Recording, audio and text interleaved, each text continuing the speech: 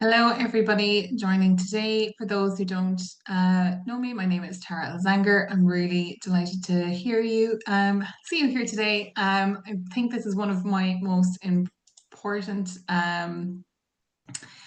tech control room ones. It's something that I'm very passionate about is the AI safety and security, and really looking forward to being here today with all of you. Please do ask any questions that you may have.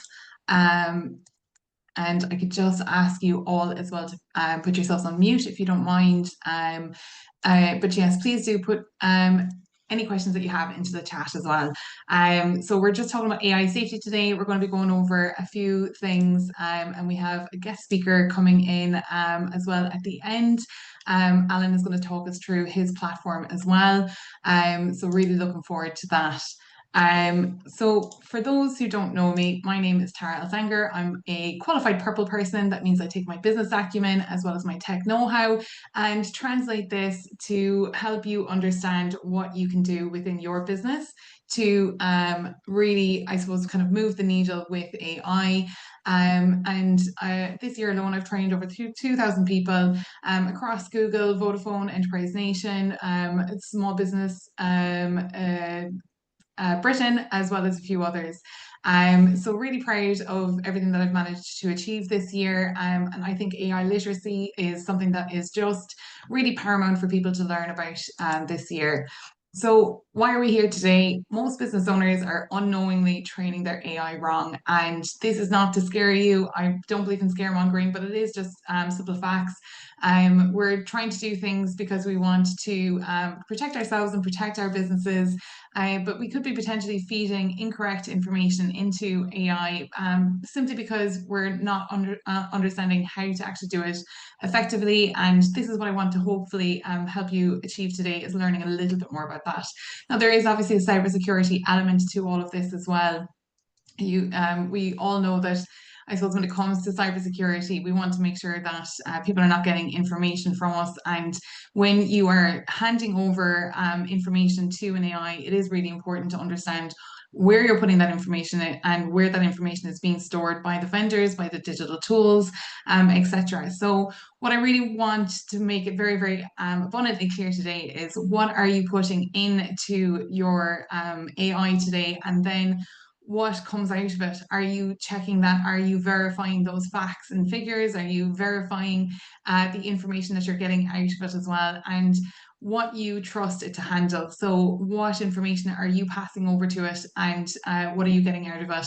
We're going to go through as well the EU AI Act, just because it is very relevant. Whether you're across the pond in the UK or here in Ireland, it is really important to understand where you are coming from and what your understanding of the EU AI Act is.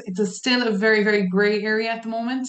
And luckily enough, as I said, we do have Alan Thornton here today as well to talk us a little bit more through that as well. So I'm going to try and fly through my slides a small bit, just so that we can have a moment to chat with him as well. And really looking forward to him explaining about his AI companion app that can really help you navigate a lot of this as well. So, oh my goodness, my slides are after getting a little bit messed up, but hopefully you can still read that. So, just again, to kind of give a bit of an overview about how AI works. And this again is just to help you understand a little bit more about how you're putting in and what it is that you're putting in. Because I think traditionally we're very used to using Google. We're really used to kind of, I suppose, using technology. I don't think there's anyone here who works without a computer at this point. But AI works slightly differently, and I suppose it's the way that it's being stored, and it's the way that we are collecting and correlating that information as well, that is really abundantly important here. So when it comes to the data, making sure that that data is correct and information, that I had a lady before tell me that she was trying to put in her a different name for her business, because she didn't want to give AI the details of her business, sorry, her own name and associated with her business. But what is that going to do in the long term? What could potentially happen there in terms of hallucinations and bias happening in future events? So, making sure that we're putting in accurate information into data, there's potential ways that you can I suppose, scrape that data so that anything that's case sensitive isn't coming out into it, but just really, really being accurate about what we're putting into it. Looking at the different models that you're putting it into then as well. And again, whether you're using an LLM like ChatGPT or Gemini, and what are their terms and conditions? What are their policies? Are you using potentially the free model of ChatGPT? And as of September 2025, the free versions of a lot of these models are collecting your information, not to in any way steal it, but to train their models in the future as well.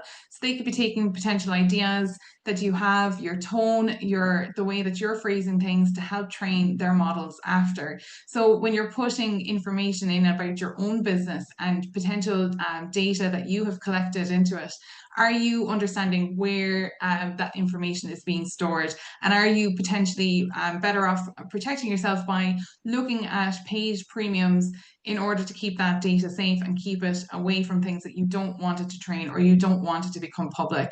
A really good rule of thumb here is if you would not hand it over to a human, think twice before you hand it over to an AI.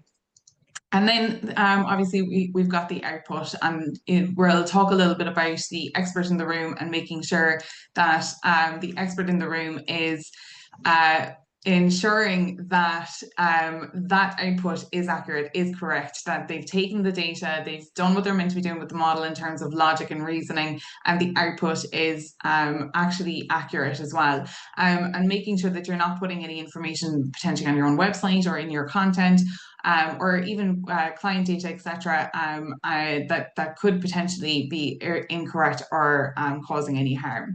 And then feeding that back into the model then itself so that it does learn. So if there is something that is potentially an error, that you are potentially giving that feedback to whatever AI you are training as well. And just again, a reminder, if you do have any questions on this, please do throw it into the chat as well. So what are some certain risks that we might see? Hallucinations, if you haven't come across this, AI has the ability to reason and for logic, and just like ourselves, we can get facts wrong and we can make mistakes. So it can hallucinate, and this potentially happens when it doesn't have an answer. It's like that best friend of yours who always has an answer to everything, even when they're wrong about things.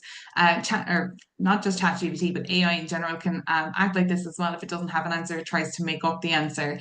Bias, and this can sometimes reflect our own bias back to us as well. And it's something to be just very aware of and conscious about. In terms of AI safety, we're looking here at the full picture, and we ourselves are only human. We do have certain bias, and it is important for us to reflect on that when we're seeing these outputs, and look at where the bias may lie when we have received these outputs from AI. Tone errors, this is a really common one again, especially as someone who speaks with an Irish accent. Do I need to make sure that my tone is being reflected properly by making sure I say something like Irish colloquial, or is it something that maybe my turn of phrase might be there simply because other people use it, but it's not something that I use? And then over automation, and I see this quite happen often with my customers as well, where they want to automate full processes, but they haven't taken into account where that human in the loop, where that expert in the loop should be sitting for their customers. Now, I do have a checklist as well that I'm going to share with you in the follow-up email to help you with this as well. And as I mentioned, Alan Thornton is going to be talking to us about the AI compliance app, and just certain things that you can do to help, I suppose, keep yourself safe. If you've gone to the tech control room before, you know that I always try to keep these very action-packed, and I always recommend you, taking the action today on it. You've taken the time to be here today, and I really, I'm glad to see you here today as well. So just make sure that, we're flying through a lot of this information, but it is really, really important information. So if you do have any follow-up questions after, please do reach out. But I do encourage you to have a look and test these things out today. So red flags in real time, quick checklist, and these are things I'm sure most people are aware of, happen quite often when we are working with AI. And, a lot of these things are, I suppose, quite rapidly changing. We're kind of seeing that things are becoming a more humanistic sounding and more humanistic outputs being happening, because I suppose these models are learning quite quickly from us as well. So, here are just a quick checklist of red flags that you might want to consider to help measure those outputs. Is it too vague? And especially if you are starting your own business and you're using AI for an area that maybe might not be your strong suit. If it's marketing, is it something that's maybe too vague? Is it repeating bad logic? Is it something that you need to do in correcting in your prompts? And I do have a prompt webinar that you can check back on if you want to know more about that. Does it sound too robotic? Are we removing certain things when we're correcting our content after to make it sound less robotic? Is it too confident on something? And if you can't explain where it came from, there's always ways to double check things as well. We do have, I suppose, access to things like deep research now in ChatGPT, as well as, platforms like Perplexity, which are really good for helping get sources of things as well. And this is just common, really good practice. If you can't verify where a fact or figure comes from, definitely do recommend checking that out. It's just to save yourself as well. So the expert in the loop, if you let AI run without oversight, you do risk sending the wrong email, breaching data rules, or making a decision you can't defend. Regulators like the ICO, the DPC, and now the EU AI Act are really clear. A human must be accountable. And I had a really good I suppose, question on this when I had put up a post recently enough as well, where, the accountability does have to go both ways. The likes of OpenAI at the moment are trying to put safeguards into it to ensure that accurate information is coming in those outputs, but that accountability has to run both ways. So we do need to make sure that we are verifying and justifying things as well. The expert in the loop, and the reason I put this as expert in the loop as opposed to human in the loop, because again, if we had an IT guy and if we were a really big organization, we wouldn't expect the IT guy to know the marketing rules. So if you're not a marketing expert, but you're using AI for marketing in your business, how can you bring that expert into it to ensure and justify what the outputs that they are giving are something that's actually going to work for your business in terms of helping you to market it? So, checking for accuracy, checking for bias, checking for brand fit, before it touches your customers. So it's not about slowing you down, but it is about protecting your reputation and keeping that trust intact. So just to have a quick look, again, I'm not going to go through all the different regulations that are out there at the moment. The geopolitical landscape currently of AI is vastly different depending on where you're sitting in the world. The rules really do change, whether you are sitting in the States, sitting in the UK, sitting in Ireland, or the rest of Europe, and beyond as well in Asia. There's a lot of different takes and views on it, which, depending on whether or not you have a global brand or not, might make things a little bit more complex for you. But the EU AI Act is something that, again, has come into effect. A lot of changes have come into play, especially in the last month or so, that do affect small businesses and are really important for you to be aware of today and after leaving this section. So just to kind of give you a brief overview, when it comes to the vendors, your AI tools, are they being transparent about how they're using the data, and will it be AI compliant? And making sure to choose providers that already publish EU compliance updates. And that's really easy to check. Again, even if you go into the likes of ChatGPT or Gemini and ask them what their compliance is, it can actually give you that information. And most AIs would be able to do that at this point as well. So, even if you haven't gone through the whole terms and conditions yourself, it is really important just to ask that question. Where is that information being stored? Is it GDPR compliant? Is it EU AI Act compliant? And what do you need to do when you're using these tools to keep yourself compliant as well? Now, if you're using AI to create ads, blogs, or images, some outputs might need you to label it as AI generated. Now, this again is a very grey area, and it is potentially going to become standard, and it is potentially something that they are going to start fining for in the future as well. So we really do need to make sure that if you are copying and pasting something that you're putting into ChatGPT, that you're putting a label on it to make sure people know that it has been AI generated. If you're using it to create a caption and then you are going and you're rewording the whole thing, maybe you don't need to put a label, but if you're ever unsure, just put that AI label onto it, or AI assisted label onto something that you have generated or created as well. This is just going to safeguard you in the future. And, you know, again, Alan Thornton's AI compliance app is a really good way for people to see what you can do in terms of making sure, you know, you have that, I suppose, log of different AI that you have used within your business as well. Now, in terms of customer care, you know, your chatbots and your autoresponders, they must disclose if they are AI as well, never pretend to be a person if they are a bot.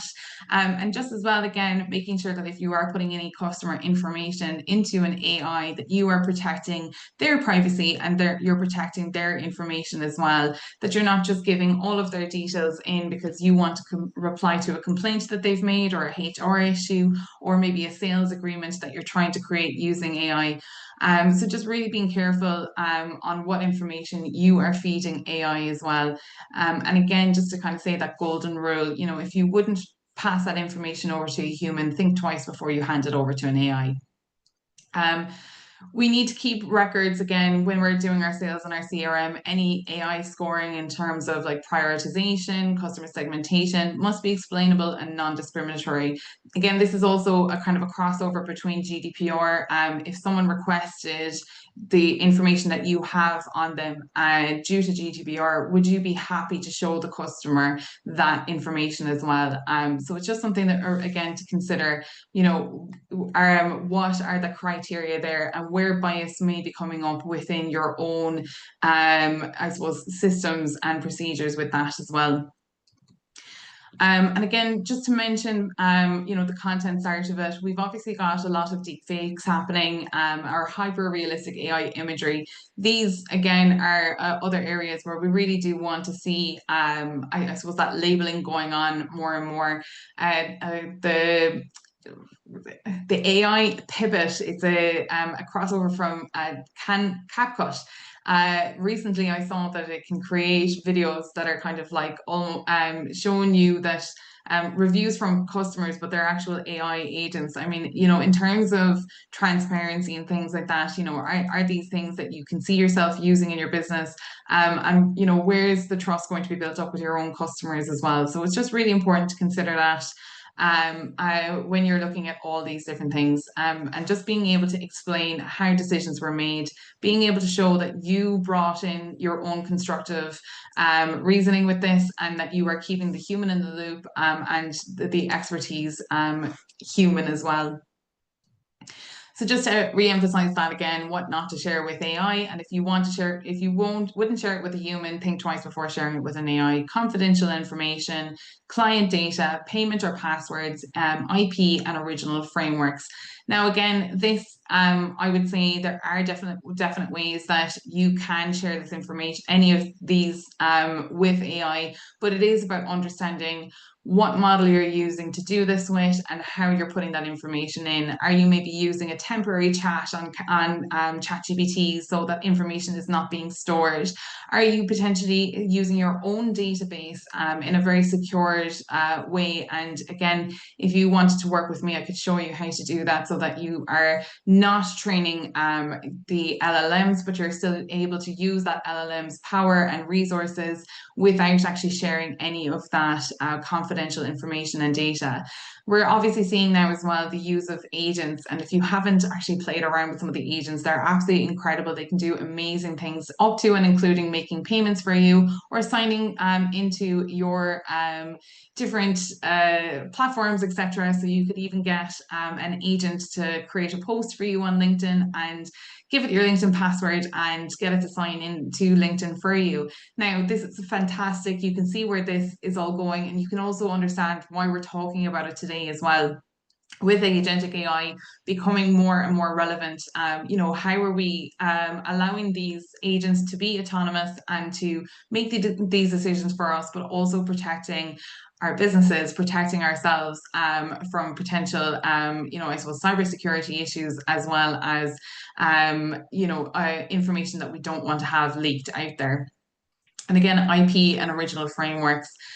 You know, if you're using the likes of ChatGPT or even CapCut to create different forms of content, you know, what are their policies and procedures when it comes to the ownership of this? afterwards when it comes to, if ChatGPT gave you your business idea, like have you got to stand on afterwards? So understanding that user case for each of you, and understanding how you're putting that information in. And again, this is all about helping you to think about it today. If you have any particular user cases you want me to support or help you with, there is the chat function, and there's also the question box there that you can put things into if you want to keep them anonymous or just reach out. You can just choose to send it out to me as well if you want to keep it anonymous as well. So just safe settings and smart defaults. These are things that you can check today to make sure that you have them set up for yourself, and just to, again, make sure that this information is kept safe for you. Looking at some of the common tools, we've got ChatGPT, making sure your chat history, if you don't know how to go into that, go check out your memories and make sure that those memories are kept safe, are accurate as well, and that you delete anything that you do not want there. And again, I mentioned that temporary chat function if there is something that you do not want to be hosted on the platform for long term. Canva, using your brand tone and templates. Are you using somebody else's work to create things? Have you used it to create your logo? Do you know what happens after that if you stop using that platform, if you stop paying for that particular tool? ManyChat, again, fantastic tool if you are not aware of it. It really does help to automate that sales process and the DMs coming from different social media channels. But are you GDPR aware? Are you using the correct functions to make sure? And again, this is something you can ask ManyChat to help you with, to make sure that you are GDPR compliant with it. Go high level and Zapier limits, and again, some fantastic automation tools here. But where is that information being stored when they're using it? And again, if you're using free versions of anything, most likely you are the product. So understanding where that information is being sent to, and what your, I suppose, scope in all of it is. Not going to go through all of these questions here now again, but again, it's just about helping you to think about clearly, what does it mean for you? Automation without intention is just chaos at scale. If you are looking to automate certain parts of your business, again, you can come and help me, ask me for support and help, and I'm very happy to do it. Automation does not exist, belong everywhere in your business. So it is really important to understand where it should go, and that you have broken down that process as an AI first business, as opposed to just tagging it in anywhere, and you've looked at those gaps in it. So what personal or client data am I feeding into these AI tools? Do I know where my AI tools are storing that processing data? We've gone through a lot of this already in it, but these are some really important questions for you to ask. And again, you're going to get these slides after today's session as well. So it's good to sit down with yourself for a few minutes and just have a think about what parts of these may you need to review in your own process with using AI. So just a quick plug there as well. On the 2nd of October, I do have my AI and automation workshop happening, and it is 20% off before Friday. And we're going to be looking at how you can build those AI agents for your business, how to automate daily tasks like emails, and building a team of agents to support your admin. And again, like that, we're going to show you the safety and the compliance to help you do this effectively. So if there is any questions on that, please do give me a shout. You can find the details on eventbrite.com. And just please do reach out to me, and I'll put the link in the follow-up email as well. Now I'm going to hopefully find Alan very quickly there and invite him to join us. Alan, are you there? I am. Hello, how are you? I'm good. Thanks for having me. I just came off back of a local enterprise office workshop on the EU AI Act for Leitrim. The third one this week. We did Kilkenny on Monday and Tipperary yesterday. So yeah, it's going well. People are responding well. Nobody knows about what's happening with the EU AI Act, and we hope to close that gap. I know we were at the AI meet there in Galway on Thursday, and we even had the minister talking about it and kind of saying, where is this going in the future? Like, it's still such a grey area for us, unfortunately. Yeah, for sure it is. With the high risk systems, the deadline, really the enforceable deadline kicks in next August, and a lot of people are kind of pushing that to the side because it covers systems that everybody uses, but no one wants to think about. Finance and Yeah. insurance, HR and recruitment, medical space, education. But then there's obviously the transparency enforcement deadline that just went into effect 52 days ago. And that's very, very real. So people are using generative AI tools all the time. I use one for my deck with the Leo. I have my transparency notice front and center, can't miss it. It says graphics are supported by AI. Yeah. And people need to start building out compliance frameworks around that now. A lot of people are surprised by that. Yeah. And I think it did kind of go under the radar. And maybe it is because I suppose AI news is coming out nearly on a daily basis that it kind of got just washed in with the rest of it. But, Alan, I suppose, would you mind, I suppose, kind of giving a quick introduction to yourself and the AI compliance app? We will try and keep this to 30 minutes. So I know it is very short and sweet, unfortunately. But if you do have any questions, please put them into the chat or follow up with me after, and I'm happy to pass them on to Alan as well. And there is a webinar that Alan and I did recently enough as well, and where he does go through the AI compliance app.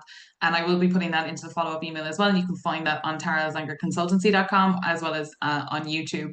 But it does really give a very good overview of the AI compliance app. So, Alan, I'll stop talking now and let you introduce yourself and what it is, the AI compliance app, and how it can help. Yeah, no problem. Thank you so much again, Tara, and good afternoon to everybody on the webinar. It's been a great session. But my own background, I've been in business and marketing, working with startups, creating startups, all the way through to large corporates across every part of the planet for the last 15 years. I worked on the sustainability mandates with a company called Vision Green about 2.5 years ago, and they came from the European Union. And about 12 weeks ago, I was oblivious to the EU AI Act, like 90% of people that I now talk to. I was one of those people. So I read a Scale Ireland report that highlighted 40% of CEOs aren't even aware that the act exists. So I took a deep dive into this, and I went looking at the EU stats. And it turns out that there was only a 6% uptake industry-wide on the consultation process for the EU AI Act before it came into effect in July 2024. So that is a staggeringly small number from an awareness perspective. Only 6% of businesses and professionals knew it was coming before it came. And today we still have an epic awareness gap. It's about 86%. So there are lots of bits and pieces floating around with the EU AI Act. As Tara mentioned, there are bits that can be quite vague. There are some gray areas around specific use cases. But essentially, I was going to fall foul of some of the obligations and not be compliant by August 2nd if I didn't get something in order for my own business with the virtual assistant and operational business strategic supports services that I have for other clients. So I thought, right, there needs to be a solution. Is there a solution out there? I went looking for one. There isn't one. So I created one called AIcompliance.app. And essentially what it does is it creates a core framework for limited risk use systems, high risk use systems, minimal risk use systems, and covers everything that you need. You can input the systems that you have, track and monitor that, build in your documentation. It puts an audit trail on the blockchain, not only for the AI systems that you're using and the monitoring piece for that, but it now also handles an audit trail for documentation and updates and training. So the app itself produces the framework. It's industry agnostic. You can click from the drop-down menu which industry you're in. The frameworks will then adapt to your industry, and it will hold your hand through the process of adding your AI tools, adding your documentation, getting your EU standardized AI cards, which are required under Article 13 for reporting. And it basically does everything. So the app itself is 100 quid a year. If you were to go to a competitor platform that's not built for this, you could use Drada, for example, or Vanta is another one. I believe their quotes start at 26,000 euros.